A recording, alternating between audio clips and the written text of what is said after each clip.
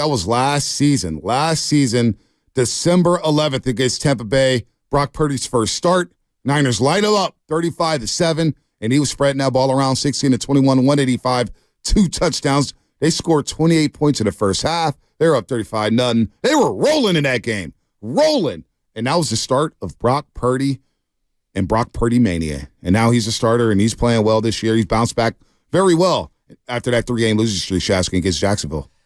He's been spectacular, just overall in the calendar year, if you will, since playing Tampa Bay. And I'm excited for this weekend because they got a big win against the Jaguars. It feels like they kind of got everything right back on track, and they got to keep this thing rolling. The last thing they can do is lose to the Bucs before this 3-game stretch coming up ahead of them. They have to handle business. I will say this on the side note, because I'm looking at the Comcast Business text line and YouTube. It is amazing how many people would rather keep Chase Young over Brendan Ayuk after just one game.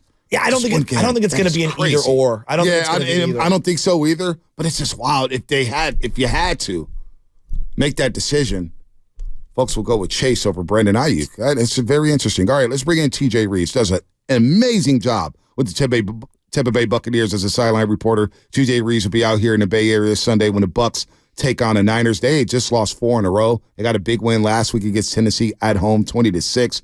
TJ, good morning. Welcome to the Morning Roast here on 95.7 The Game. Joe Shasky, the Butcher, Bonte Hill. How you doing? Bonte and Joe, good to be with you. Thank you for having me. Can I enter in on the discussion there that you were just having while I was on hold and give you a great reference point? Would you like that on a Thursday morning before we talk about the Niners? I would love that. All right. Jimmy Johnson, Dallas Cowboys, first year that he's there, 1989, drafted some guy named Troy Aikman, number 1 overall, and Aikman not playing well. They hadn't won a game. They put Steve Walsh in. Does anybody remember that? Oh, yeah, from the University of Miami. Oh, yeah. It's all over the Dallas media. They ran a front page poll in the Dallas paper. Should Steve Walsh be the quarterback instead of Troy Aikman? Overwhelmingly, the Cowboy fans said yes, based on one win by Walsh. How did that turn out, kids? When Aikman got the job back, they won Super Bowls. He's in the Hall of Fame. I'm just trying to help on a Thursday morning. How'd that go? I love that. Steve Walsh from the University of Miami. Troy Aikman, of course, going from Oklahoma to UCLA. That's some good knowledge right there. I like that. So, yeah, Chase Young comes in, first game of the season with the 49ers, and he made an impact, no doubt about that. But let's start here with the quarterbacks. Baker Mayfield, I think he's had a solid year. Obviously, there's going to be a big difference from going from Tom Brady to Baker Mayfield. But how would you assess Baker Mayfield in his first season with the Tampa Bay Bucs? He's been good, and at times he's been great. Now, he's had a couple of bad games. Like most quarterbacks, you're not going to play 16 of them or now 17 of them, or you're going to say every one of those is a great game or even a good game. But I think by and large, he's done the right things. He's worked hard. He gets them in the right play over and over again because he's a veteran. He can make plays with his feet and improvise. He's been pretty good down the field throwing the ball. And this team, yes, they went through some offensive struggles for various reasons, but they snapped out of it again last week. And look, 2 weeks ago, they put 37 on the board at Houston. And I realize the 49er defense is a monster compared to the Texans. Right. But, I mean, they have scored points. They put touchdowns on the board last week as well with Baker at the helm. So the quick answer is he's been very solid. He has not been the reason why they've struggled on offense. And he's banged up a little bit, but he's a gamer. And I'm very interested to see how he will do matching up against the 49ers. Can they rattle him or not? Will the loud crowd rattle him or not? Just as a reference point, the Bucs won the first game of the year at Minnesota, amazingly loud. I think my ears stopped ringing about 15 minutes ago from the Minnesota Week 1 game. They handled it. He handled it. They put 27 points up on the board. They went to the Superdome, guys, and played the Saints. He handled it. They put 26 points up on the board, got him in the right play, handled the loud crowd. So those are two examples where they've been good on the road. Let's see if it translates to Sunday. TJ, you're on fire. I love this. I told the guys you were a very good guest, and I knew this was good. Hey, so Bosa and Baker. I came to deliver today in you San Francisco. I came strong today. So far, so good. Let's judge you at the end of the interview, though. We're not going to crown you too soon, TJ. More Brady than Mac Jones. I'm not going to lie. No, but on the real here, Baker and Bosa, there was a rivalry going way back, and obviously Ohio State, Oklahoma, and planting the flag. Monday night game many years ago, 2019, Bosa sacks him a couple times and does the fake planting of the flag. Well, he's downplaying now this Baker Mayfield thing. Has Baker responded about Nick Bosa at all? I'm curious because now you got Chase Young as well, and Chase was a part of those teams with Ohio State. Or is Baker not addressing that at all? Not much chatter about the Oklahoma-Ohio State stuff as of yet for this week. That is an interesting tidbit. And I think, Baker is trying to move on from different phases because obviously everybody wanted to keep asking him about Cleveland and about why did things not work in Carolina last year after they traded for him. And his thing is, it doesn't matter anymore what happened at Oklahoma or what happened in Cleveland or what happened in Carolina. The only thing that matters is how's it go in Tampa Bay. But he is very motivated by different things. So you bring up a good point. Maybe this is something where he has mentally been just keeping time and remembering and going, okay, when I get an opportunity, maybe we'll give it back some if that's the case. He's a fiery guy. I mean, he is not the biggest guy, but he will go up the defensive lineman that he thinks have roughed him up and say things and some pushing and shoving, and you kind of like that swagger that's out of your quarterback here. He will give it back.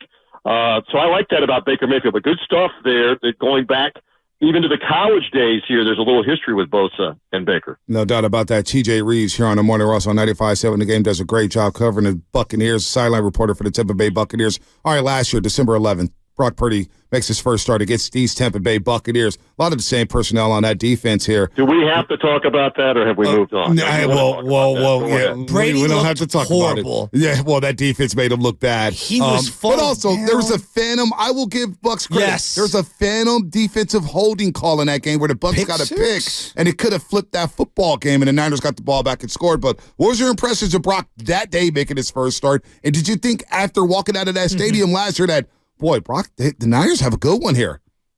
Well, I can tell you, okay, so let's go to the different levels. The first one is he was very impressive for a rookie. And remember, the first play of that game, he got lit up by Keanu Neal, the safety for the Bucs. But Neal got a 15-yard penalty for helmet to the chin, or things might have been a little different early on in the game. But Purdy responded after that and was tremendous and composed after that. And you mentioned a couple plays here or there. That penalty is a great reference because it nullified an interception. But the Bucs had a bomb to Mike Evans where Donovan Smith, the left tackle, I'm trying to remember if he held Bosa. That's right. Bosa, and it was the right call. It was the right call because Buccaneer fans are going crazy on how do you take the touchdown back? Because Donovan Smith's got two handfuls of the guy, and it's the right call.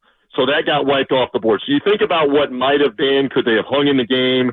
But it was not good. I mean, San Francisco did what they have done to a lot of people last year and this year, and that's brutalized the Buccaneers, beat them up. And I have a feeling after what happened in Jacksonville last week, a lot of people all over the NFL think the same thing's going to happen on Sunday. And I'll tell you this, if the Buccaneers don't match intensity level, and if they make mistakes with penalties that have been a problem really the last 4 or 5 games, if they turn the ball over, this will be a rout. But the good news is you've got a lot of veteran players that were there on that team last year. Mike Evans, Levante David, Shaq Barrett, Chris Godwin, Tristan Wirfs, the left tackle now. They were all part of that experience last year. There's a lot of pride in there. Let's see if it's a little different in the sequel this go-around. I was reading some stuff about that Tampa Bay defense, and you referenced some of their standout players. I mean, just a few years ago, they were an elite defense, and now you're playing a bunch of rookies. I mean, is this a team in transition? Is this a team trying to still, hang on to something to just salvage a playoff spot? What's the perspective heading into this game? Because from the outside looking in, I thought you guys were going to trade Mike Evans. I thought the season might be over. I don't know what to make of Tampa. So internally, how do they view themselves? It's a good point that they are salary cap strapped. So there are a lot of young players playing. I mean, you're going to see a defensive back, Christian Izien, playing a lot in the game. That's a rookie free agent that they have. You have another undrafted free agent in D. Delaney that's been playing a lot of safety as of late. A couple of other free agent players or rookies that are on the defensive line. Marquise Watts is one of those who played some last week. Then you got the household names like Shaq Barrett, like Vita Vea, who's a Northern California guy, by the way, that played at Washington. Yep. He's in the middle. He's a rock in the middle. Everybody knows about Levante David and Devin White. Devin White has underachieved this year in the final year of a contract at middle linebacker. Levante David has been tremendous, although Devin White was better last week against the Titans. Antoine Winfield Jr. may be the best safety in football right now in terms of playmaking, turnovers, sacks that he's caused, pass breakups. The guy is a fantastic player. So there's some pride on that defense, but there's no doubt there are some young guys. And again, these guys know what Brock Purdy did to them last year, what McCaffrey, because remember, McCaffrey had just been traded, right. I think like the week before, et cetera, and he lit them up as well. So they're going to be ready. They know. They've heard about it all week about what San Francisco did to this defense last year. Man, so what can we expect from Mike Evans? Where is he at in his career here? I know he wants some new money. I love Mike. I always wanted the Niners to trade for Mike. I always wanted to trade for this guy. He's a stud, big, fast, goes over the middle, tough guy. What's the deal with Mike Evans? What are we seeing from him this season, TJ? He has made some explosive plays. I had a couple of drops last week, including one in the end zone that made the highlight reels everywhere. We didn't haul it in. Now, what happened after that is he made a huge catch on a third down for about a 40-yard catch and run after that drop, and then he scored a touchdown barreling through a couple of Titans on a pass over the middle. Mike is obviously elite, and there's a lot of talk down here about whether or not he's going to get a new deal, whether he's going to be allowed to walk away. I know the Bucs want him to be a Buccaneer for life. They just haven't had the salary cap money to give him a new deal, and I think it will ultimately work out. But he is a weapon. I mean, he is a guy that can go up vertically with the long arms and the catch radius and make plays, and Baker Mayfield has been finding him throughout the season, and I have a feeling that tandem will be a factor Sunday. Yeah. If Mayfield gets some time to throw or can stay alive with his feet while under duress, he's going to be looking for Mike Evans in this game. You know, the 49ers' Achilles heel this year has been at times offensive line play, at times turnovers from their quarterback in fourth quarters, and then the secondary. What's the Achilles heel of the Tampa Bay Buccaneers? Lack of a run game is big, immediate, and it has not gotten much better. We don't expect against that 49ers front that it'll be much better. So they've been one-dimensional for a lot of this year. That's one of the big problems. Another one is the zone defense that they played. I mean, that's what C.J. Stroud obviously destroyed 2 weeks ago.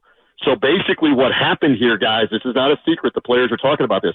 The players went to the coaching staff and said, we have got to play more man. We have got to be more aggressive. And you saw some of that against Tennessee. Now, obviously, Purdy is more accomplished than Will Levis at being able to handle this. But look for the Bucs to bring the blitz. Look for the Bucs to play some more man-to-man. Key injury, Carlton Davis, one of the best cover corners that the Buccaneers have. He could not play last week with an injured toe. He's one of the guys that got roughed up in Houston playing zone defense.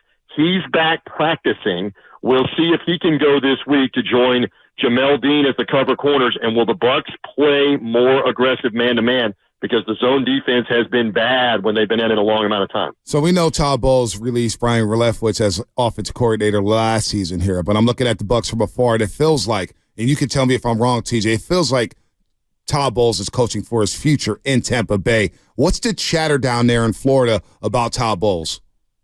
Well, I think that's fair. I think with the 3-1 start they got off to, they shut a lot of people up that thought this was going to be a 3-14 season. Mm-hmm. The problem is you lose 4 games after that. What's everybody back saying on the radio, on the internet, and everywhere else? This thing's going to go right down the toilet. Okay, so now you win last week to get to 4-5. This just into the newsroom on the show here this morning. The NFC South is bad. So if you can get to like an 8th win, you can probably win this division. So you're still and be in the playoffs. Yep. So you're still very much alive, even with only 4 wins. So the talk down here is, where can you get 4 or 5 more wins to get to an 8th win or maybe a 9th win? And look, the offense has been much better the last couple of weeks. The first-year offensive coordinator is Dave Canales, a former Seattle quarterback coach with Geno Smith last year. And we've seen a little bit of play calling. There's no doubt. They understand. There's pressure to win. There's pressure to win everywhere, and Todd Bowles understands that.